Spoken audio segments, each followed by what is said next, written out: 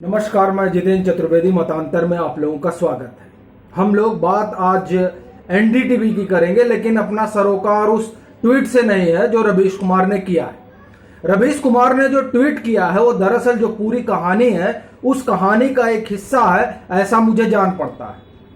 सेबी ने 27 करोड़ का जुर्माना ठोका एनडीटीवी के ऊपर, आज से तकरीबन 7-8 महीना पहले।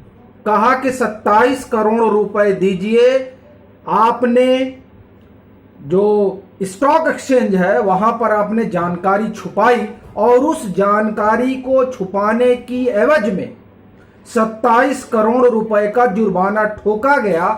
उस जुर्माने से बचने के लिए ये भागते हुए सुप्रीम कोर्ट गए और कोर्ट में कहा, माई बाप हमको बचा लीजिए, और इसलिए बचा लीजिए क्योंकि हमने अपील डाल रखी है। और जब तक उस अपील का जो हमने अपील डाली हुई है प्रतिभूति अपील न्यायाधिकरण में, उसका जब तक फैसला नहीं आ जाता तब तक ये जो जुर्माना इन्होंने लगा रखा है उसको आप जो है निलंबित रखिए। अब मैं आपको बताता हूं कि दरअसल वो जो रवीश कुमार ने ट्वीट किया है और कहा है कि हाथवे हमको रोक रहा है, तो दरअसल वो उस कंपनी का राइट है। अब इसको अगर ये लोग किसी और तरीके से देखते हैं तो ये उनका नजरिया होगा, ये उनका चश्मा होगा, और आजकल इनका चश्मा इन लोगों का बदला बदला है, इसलिए उस तरह की बात आ रही है।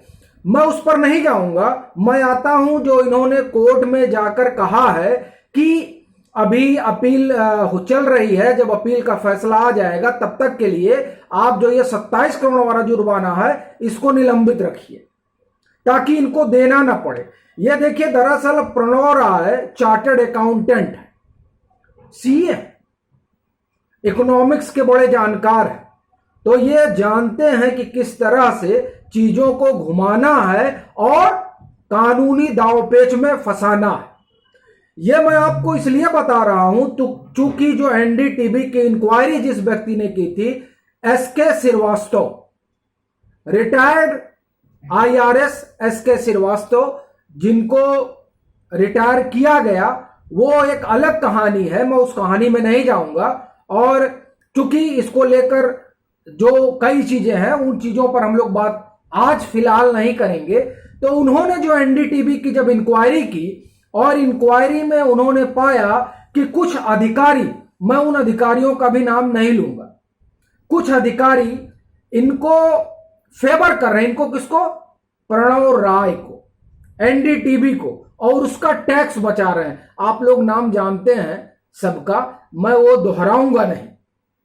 मैं सिर्फ ये बता रहा हूं कि दरअसल आज जो रवीश कुमार ने किया है वो मुझको लगता है ये एक नरेटिव गढ़ा जा रहा है रुदाली का, और उस नरेटिव को लोग जाने अनजाने बढ़ा रहे हैं, मुझको ऐसा लगता है। तो उन्होंने जब जांच की और जांच में पाया कि ये टैक्स चोरी कर रहा है। ये देखिए, ये श्री अय्यर की किताब है और श्री अय्यर की किताब में, किताब का नाम है एनडीटीवी फ्रॉड। वो किताब उपलब्ध है ऑनलाइन, आप उसे जाइए और देखिए, उसमें वो पूरी कहानी है।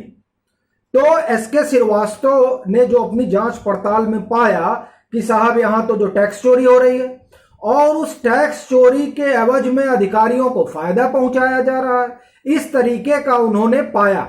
जैसा कि उनका दावा है, सही है गलत है वो एक अलग मसला है, लेकिन ये उनका दावा है। इसकी जांच शुरू हुई और उस जांच पड़ताल में उन्होंने एक बिग कैट को पाया, एक बिग लोग उसमें आए। हम उन लोगों पर भी नहीं जाएंगे। हम ये इस कहानी को इस तरीके से देख रहे हैं कि जब ये अपीली अधिकरण में कहते हैं कि मामला पेंडिंग है, इसलिए 27 करोड़ का जो जुर्माना लगा हुआ है वो अभी निलंबित रखिए सेबी के इस ऑर्डर को जब तक निर्णय नहीं आ जाता। यह जो पूरी ऐसा ही मामला जब इनकम टैक्स ने पाया कि ये हेरा फेरी कर रहे हैं, तो ये मामला चला गया अपील में, इनकम टैक्स अपील में। वहां जब मामला गया, पूरी कहानी खुल गई कि साहब जो है इन लोगों ने लंदन में एक ही पते पर 2500 कंपनियां बना रखी हैं, और ये तमाम लेटर हैं। गुरुमूर्ति का लेटर है, राम जेठमलानी अब नहीं रहे, उनका अपना लेटर है, उसमें सारी चीजें डिटेल में है कि वहां पर एक ही पते पर 18 कंपनियां बना रखी हैं। वो शेल कंपनियां हैं जिनमें पैसा जा रहा है, जिनमें ट्रांजैक्शन हो रहा है, और मॉरिशस रूट से सारा पैसा एनडीटीवी इंडिया में आ रहा है। ये पूरी डिटेल है। ये पूरी जब कहानी आई और ये हुआ कि ना अब तो इनके ऊपर जुर्माना ठोक दिया गया। 850 करोड़ के आसपास का है अगर ये जो फिगर है। ये भागे भागे गए और कहा कि साहब जो है इन्होंने अपील की। वैसे ही जैसे सेबी ने जब 27 करोड़ रुपए का जुर्माना ठोका तो ये पहुंच गए अपील करने के लिए। वैसे ही जब इनकम टैक्स ने जुर्माना ठोका तो पहुंच गए इनकम टैक्स अपीली प्राधिकरण में, और वहां कहा कि साहब देखिए तो बड़ी दिक्कत हो रही है हमारे पास। अब वहां जो इनकम टैक्स जो अपील सुनता है इनकम टैक्स का, वो मतलब एक समझिए कि वो अर्धन्यायिक संस्था है। तो उसने इनका पूरा मामला देखा और कहा ये बताइए कि ये जो $150 मिलियन आपके यहां आए हैं ये कहां से आए हैं? तो इन्होंने कहा हम सपने बेचते हैं। आप देखिए, सपने बेचकर कोई 800-850 करोड़ रुपए कमा लेता है, ये हमको आपको तो पता ही नहीं है। ये उस मामले से पता चला। ये देखिए, ये जो मैं आपको बता रहा हूं ये पूरी detail NDTV fraud Shri Iyer की किताब है, उसमें पूरा दिया हुआ है। तो ये सपने बेच रहे थे, सपने बेचे और सपने बेचकर इन्होंने $150 मिलियन कमा लिए। अब वो $150 मिलियन किसी पॉलिटिशियन का ब्राइब है या $150 मिलियन किसी फर्म को जो औने पौने दाम में खरीदी गई, और आप ये समझिए कि वो ब्राइब मॉरिशस रूट से होकर आया, ये अपने आप में एक जांच का विषय है।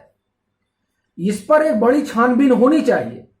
और आप देखिए, आज सुब्रमण्यम स्वामी ने भी ये लिखा पीएम को कि भ्रष्टाचार के जितने लंबित मामले हैं उनकी बहुत तेजी से जांच पड़ताल होनी चाहिए। उसमें उन्होंने पी चिदंबरम का भी जिक्र किया, लेकिन मैं पी चिदंबरम वाले मसले पर नहीं जाऊंगा, और इसलिए भी नहीं जाऊंगा क्योंकि अभी हम एनडीटीवी की सिर्फ बात कर रहे हैं। तो एनडीटीवी जो 2004 तक घाटे में चल रही थी, अचानक इसके ये जो है सपने बेचने लगती है, और इसके सपने $150 मिलियन में खरीदे जाने लगते हैं। कमाल है। और जो अधिकारी पकड़ता है कि ये सपने बेच रहे हैं, उसको पूरा यूपीए लग जाता है पागल बनाने में, पागल घोषित करने में। उसके ऊपर तमाम तरह के आरोप लगाए जाते हैं। ऐसा किताब में भी दावा है और ऐसा अधिकारी का भी दावा है। आप सोचिए आप कि ये पूरा एनडीटीवी है। इस तरीके से एनडीटीवी और यूपीए, आप ये समझिए कि क्या रसूख रहा प्रणव राय का कि जब उनके 25 साल पूरे हुए तो राष्ट्रपति भवन में एनडीटीवी का कार्यक्रम हो। वो एनडीटीवी जिसके मालिक कभी दूरदर्शन के लिए प्रोग्राम बनाया करते थे, और इस पर आलोक तोमर ने बड़ी स्टोरी की। आलोक तोमर अब नहीं रहे, उन्होंने बड़ी स्टोरी की कि किस तरीके से इन लोगों ने आईसीआईसीआई बैंक से पैसे लिए, और किस तरीके से एक ताना बाना बुना गया एनडीटीवी को खड़ा करने का दूरदर्शन के ही पैसे से, दूरदर्शन के ही सामान से। इस तरह का तमाम आरोप है। एनडीटीवी और आरोप साथ साथ चले हैं, ये आप समझ लीजिए। अभी ये इसी एनडीटीवी के ऊपर जब इनकम टैक्स अपीली अथॉरिटी ने कहा कि ना आपको ये 850 करोड़ के आसपास का था, वो जो आपने सपने अपने बेचे हैं ना, वो सपने अपने ठीक है बेचिए, ये सैम ट्रांजैक्शन है। कौन सा सैम ट्रांजैक्शन? मतलब ये हुआ कि आपने जो है ये पैसे रूट कराए हैं। ये केस मनी लॉन्ड्रिंग का बन जाता है। ईडी में इसकी जांच चल रही है। ये एनडीटीवी की कहानी है। तो वहां जब मैं ये आपसे कह रहा हूं कि जब इनकम टैक्स ने दौड़ाया तब ये अपीली प्राधिकरण में गए और अपीली प्राधिकरण ने कहा कि ये सेम ट्रांजैक्शन है और ये जो 850 करोड़ रुपए हैं ये बनते हैं और इसको आप जो है अब 850 करोड़ रुपए आए इसका टैक्स भरिए। अब आप ऐसे नहीं चलेगा, 850 करोड़ रुपए सेम ट्रांजैक्शन है। यही चीज अब सेबी में हुई है। सेबी ने 27 करोड़ रुपए का इनके ऊपर जुर्माना ठोका है। तब अब वो सेबी का जो अपना अपीली प्राधिकरण है वहां चले गए हैं और कोर्ट में आए हैं और कोर्ट में कहे माई बाप तब तक इनके ये जो ऑर्डर है 27 करोड़ वसूलने वाला इसको तब तक आप सस्पेंड रखिए, निलंबित रखिए जब तक कि अपीली प्राधिकरण से निर्णय नहीं आ जाता। इनकम टैक्स मामले में भी इन्होंने फंसाया, उसके बाद में यहां भी इन्होंने फंसाया, मनी लॉन्ड्रिंग का जो केस है वो चल ही रहा है। तो इस तरीके और आप देखिए इसी पूरा जो इनकी जो कंपनी है राधिका राय प्रणव राय, वो तो गजब, उसका तो अपना गजब किस्सा है। उस पर पी गुरूज ने भी बहुत लंबा लिखा है और अपनी किताब में इन्होंने इस बात की चर्चा की है श्री अय्यर ने कि किस तरीके से एक फ्रॉड रचा और बुना गया और एक कंपनी खड़ी की गई। यह सब उन्होंने अपनी किताब में लिखा है। हालांकि यह भी बात ठीक है कि इन लोगों ने लीगल नोटिस भी दिया था एनडीटीवी ने, लेकिन जो मैं आपको वो बता रहा हूं जो प्रोसीजर चला इनकम टैक्स प्राधिकरण का चला, उसने कहा कि ना ना आपने तो गड़बड़ किया है। एनडीटीवी मनी लॉन्ड्रिंग वाला चला ही रहा है, मनी ट्रेल हुआ इनका और उस मनी ट्रेल की अपनी अलग कहानी है। मतलब देखिए एनडीटीवी पर आप बात करिएगा तो एनडीटीवी पर जिन अधिकारियों ने भी जांच की है अगर उनकी माने तो आप एनडीटीवी पर बात करते रह सकते हैं। एक इंटरव्यू में अर्णव गोस्वामी ने यह कहा था कि एनडीटीवी तो हाथी है, आप समझिए हाथी है। तो यह स्थिति है एनडीटीवी की। तो मुझे ऐसा लगता है कि इनकी भद न पिटे और जो 27 करोड़ वाला मामला है उस मामले पर थू ना हो, उससे बचने के लिए संभवतः इन्होंने एक सगुफा छोड़ा कि हाथवे हमको बंद कर रहा है। तो हाथवे की अपनी जो है स्वायत्ता है, अपना अधिकार है। लेकिन अब उन्होंने ट्वीट किया है तो उस ट्वीट को देखिए, लोग देख भी रहे हैं। लेकिन मेरा अपना यह मानना है कि दरअसल ये एक नरेटिव सेट करना है अपने हर किए धरे पर पर्दा डालने के लिए।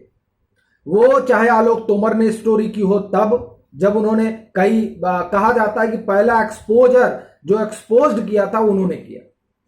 उसके बाद में आप देखिए कि गुरुमूर्ति जी ने चिट्ठी लिखी, जेठमलानी जी ने उन्होंने पत्र लिखा।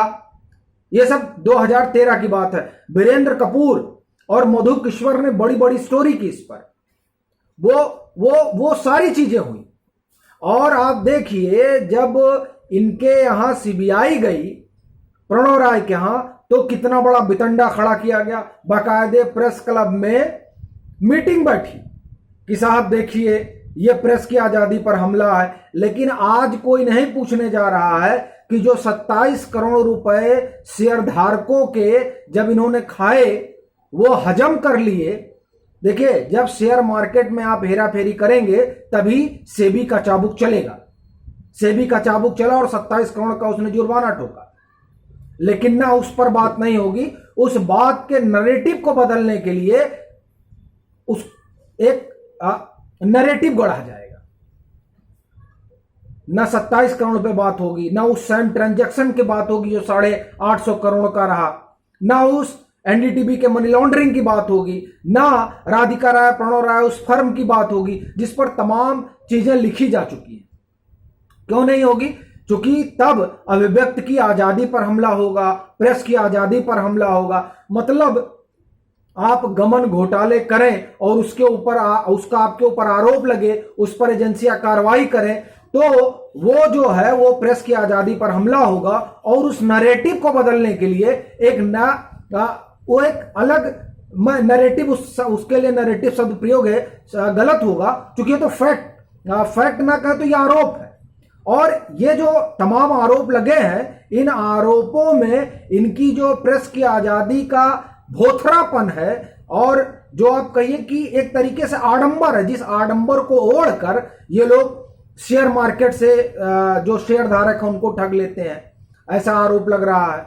ये